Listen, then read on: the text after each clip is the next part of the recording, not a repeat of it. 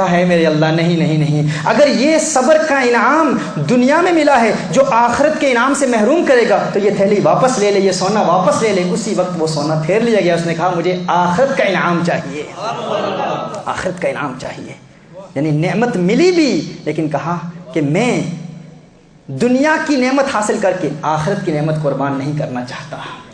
یہ ہے لذت، اور گناہ کا موقع ملے اور انسان پھر بھی توبہ کر لے اور انسان گناہ سے بچ جائے، پھر وہ شخص جب عبادت کرتا ہے تو اس کی عبادت کا عالم جدا ہوتا ہے۔ اس طرح حضرت سلیمان بن بشار رضی اللہ تعالی عنہ اللہ کے ایک ولی کامل ہو گزرے، وہ اپنا واقعہ بیان فرماتے ہیں۔ وہ فرماتے ہیں کہ وہ مدینہ المنورہ سے ایک مرتبہ مدینہ المنورہ سے حج کے ارادے سے نکلے، مقام ابوا پر پہنچتے ہیں تو فرماتے ہیں کہ میرے ساتھ میرا رفیق تھا، میرا جو دوست تھا، وہ اناج لینے کے لیے کہیں گیا، اور میں دیکھتا ہوں کہ عرب کی ایک انتہائی حسین عورت، ایک انتہائی حسین لڑکی میرے پاس آ کر کہتی ہے کہ اٹھو۔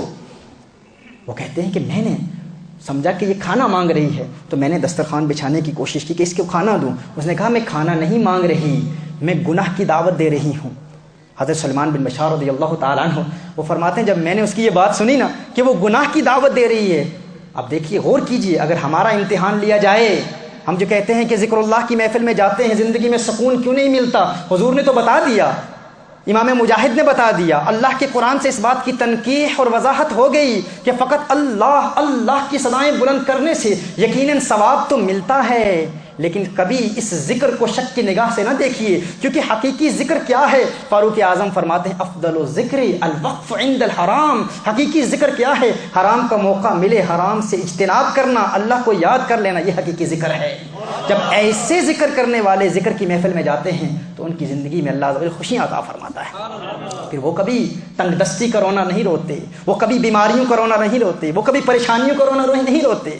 سلمان بن بشار فرماتے ہیں جب میں نے یہ سنا نا اتنی حسین عورت اور مجھے گناہ کی دعوت دے رہی ہے، فرماتے ہیں مجھے اللہ یاد آ گیا، اللہ ایسا یاد آ گیا کہ میں نے رونا شروع کر دیا۔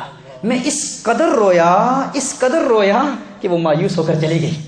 فرماتے ہیں وہ مایوس ہو کر چلی گئی، اس قدر رویا کہ وہ مایوس ہو کر چلی گئی۔ فرماتے ہیں جب میرا رفیق میرا دوست واپس آیا نا، اس نے میرے چہرے پر رونے کے آثار دیکھے تو مجھ سے پوچھتا ہے، وہ کہتے ہیں آپ کیوں رو رہے تھے؟ سلمان بن بشار فرماتے ہیں میں نے اس کو نہیں بتایا، میں نے کہا مجھے بچے یاد آ گئے تھے اس لیے رو رہا تھا۔ اس نے اصرار کیا، اس نے کہا نہیں، یقیناً کوئی واقعہ پیش آیا کہ آپ اس قدر روئے ہیں، اس قدر آپ روتے رہے ہیں۔ تو حضرت سلمان بن بشار نے پھر سارا واقعہ بتا دیا۔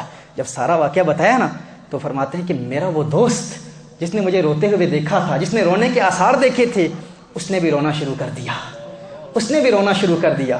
فرماتے ہیں میں نے پوچھا میں تو اس بات پر رو رہا ہوں کہ اس عورت نے ایسا جملہ کہا، تو کیوں رو رہا ہے؟ تجھے کس بات نے رلایا؟ تو کیوں رو رہا ہے؟ اس نے کہا آپ تو اللہ کے خوف کی وجہ سے رو رہے ہیں، میں اس لیے رو رہا ہوں کہ اگر اس امتحان میں پڑ جاتا تو ناکام ہو جاتا، مجھ سے صبر نہ ہوتا، مجھے یہ بات رلا رہی ہے۔ اللہ اکبر کبیرہ، اللہ اکبر کبیرہ۔ یہ اس دور کے لوگوں کا مزاج تھا، یہ فکر تھی، یہ سوچ تھی۔ آج اگر گناہ سے ہم محروم ہو جائیں تو ہم روتے ہیں، اور وہ اگر گناہ کی دعوت ملے تو اس کیفیت، اس منظر کو دیکھ کر کہ اللہ کا غضب نازل نہ ہو جائے، وہ رونا شروع کر دیتے ہیں۔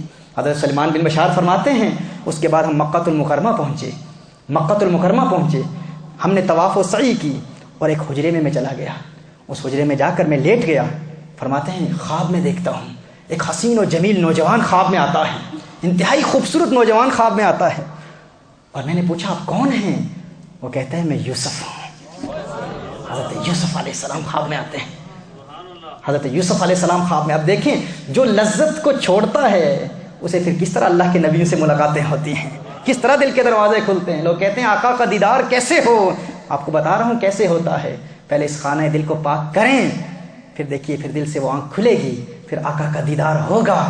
پھر یہ بھی نہیں کہیں گے کہ وہ موجود نہیں ہیں، ہمیں نظر کیوں نہیں آتے، پھر وہ نظر بھی آئیں گے۔ جب دل کی آنکھ کھلے گی تو پھر صدا بلند ہوگی، تو زندہ ہے واللہ، تو زندہ ہے واللہ، میرے چشم عالم سے چھپ جانے والے۔ حضرت سلمان بن بشار فرماتے ہیں کہ اس وقت یوسف علیہ السلام سے میں نے پوچھا آپ یوسف علیہ السلام ہیں، ذرا یہ تو بتائیے کہ عزیز مصر کی بیوی سے جو آپ کا معاملہ ہوا تھا بڑا عجیب معاملہ تھا۔ عزیز مصر کی بیوی سے یوسف علیہ السلام کا جو واقعہ تھا وہ بڑا عجیب معاملہ تھا. حضرت یوسف علیہ السلام نے فرمایا ہاں میرا معاملہ تو عجیب تھا، لیکن ہے سلیمان بن بشار اس اعرابی عورت سے جو تیرا معاملہ ہے وہ اس سے بھی عجیب ہے. اللہ اکبر کبیرہ، وہ اس سے بھی عجیب ہے. یعنی یوسف علیہ السلام ان کو داد دینے کے لیے خواب میں آئے، تسلی دینے کے لیے خواب میں آئے، ان کی حوصلہ افزائی کے لیے خواب میں آئے کہ تیرا وہ عمل اللہ کی بارگاہ میں مقبول ہو چکا ہے. محترم احبہ غور کیجئے، غور کیجئے. اگر ہم چاہتے ہیں کہ حقیقتاً ہمیں سکون ملے تو رسالت مآب صلی اللہ علیہ وآلہ وسلم کی تعلیمات کے ذریعے، یہ 9th پرنسپل ہے، 9th پرنسپل، جس کے ذریعے حضور اکرم صلی اللہ علیہ وآلہ وسلم کی تعلیمات کے ذریعے ہم پریشانیوں کا مقابلہ کر سکتے ہیں، مصیبتوں کا مقابلہ کر سکتے ہیں. اور یہ 9th پرنسپل کیا ہے؟ اللہ کا ذکر کرتے رہیں، لیکن فقط زبان سے ذکر نہ ہو، دل کو پاک کر کے اللہ کا ذکر کریں. زبان سے بھی جاری رکھیں اور دل کو پاک کرنے کی بھی کوشش جاری رکھیں.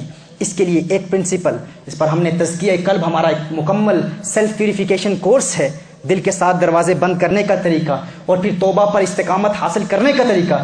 ایک طریقہ آپ کو بتا دوں جسے عوارف المعارف میں شیخ شہاب الدین سہروردی